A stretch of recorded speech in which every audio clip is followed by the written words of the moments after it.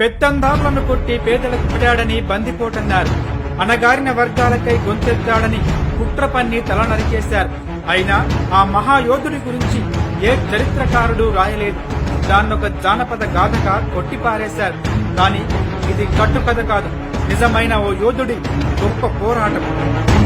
పండుగ సాయన్న 1840 నుంచి 1885 మధ్య ఆయన ప్రస్థానం సాగింది. మహబూబ్ నగర్ జిల్లా నవాబ్పేట మండలం మెరుగోని గ్రామానికి చెందినవాడు పండుగ సాయన్న.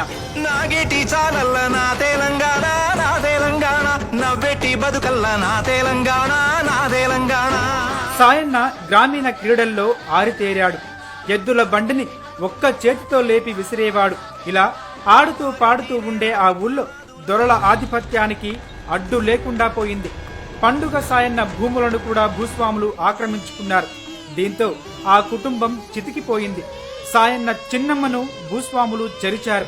అయినా సరే ఊళ్ళో ఎదురు తిరిగి మాట్లాడిన గొంతే లేదు. ఈ పరిస్థితులను చూసిన సాయన్న కరుపుగా మారాడు. తనలో విప్లవాగ్నులు చెలరేగాయి. దీంతో సాయుధ దళాన్ని ఏర్పాటు చేసుకున్నాడు సాయన్న.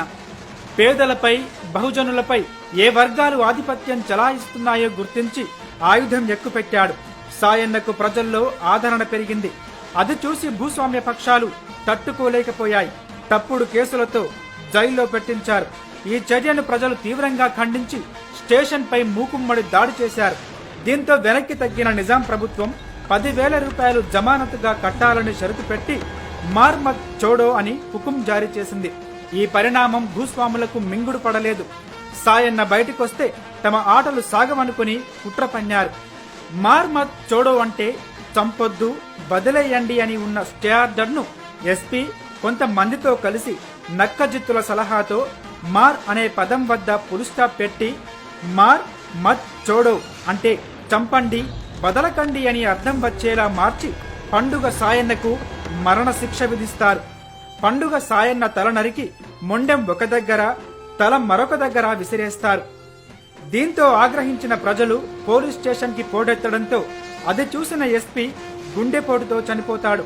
భూస్వాములు దావత్ చేసుకుంటున్న ప్రభుత్వ వసతి గృహాన్ని వేలాది మంది ప్రజలు చుట్టుముట్టి తగలబెడతారు. ఇది అసలు జరిగిన కథ.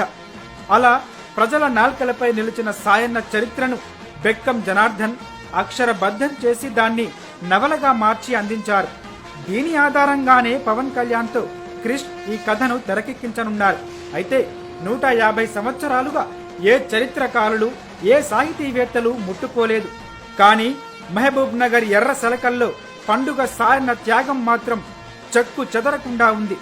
ఎంత ఆశ్చర్యమంటే ఇప్పటికీ పండుగ సాయన్న మరణించిన రోజును మర్చిపోకుండా వేలాది మంది ఆయన సమాధి వద్దకొచ్చి నివాళులర్పిస్తారు.